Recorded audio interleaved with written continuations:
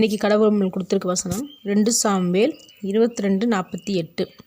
அவர் எனக்காக பழிக்கு பழி வாங்கி ஜனங்களை எனக்கு கீழ்ப்படுத்துகிற தேவனானவர். இந்த வசனத்தை கொண்டு கடவுள் நம்மகிட்ட என்ன சொல்கிறது பார்ப்போம்.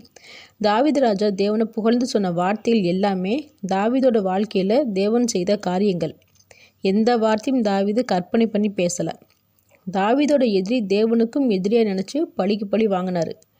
இவ்வளவு காரியத்தை தேவன் எதுக்கு தாவீதுக்கு செஞ்சார்னா, அவர் பண்ணின உடன்படிக்கையும் தாண்டி தேவன் தாவீதை நேசித்தார்.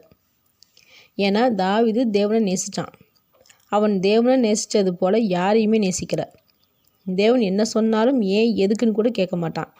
அவர் தண்டித்தாலும் ஏற்றுக்கிட்டான், ஆசீர்வதித்தாலும் ஏற்றுக்கிட்டான். இப்படி நாம் இருக்கோமா? தண்டிச்சா புலம்புறோம், கண்டிச்சா தேவனை வெறுக்கிறோம், சோதிச்சா தேவனை விட்டு விலகியே ஓடிடுறோம். தேவன் நமக்கு நீதிபதியாக இருந்து தீர்ப்பு சொல்லணும்னா நாம் முதல்ல எந்த சூழ்நிலையிலும் தேவனை விட்டு போகாமல் தாவீதை போல தேவனை நேசிக்கணும். ஆமேன்.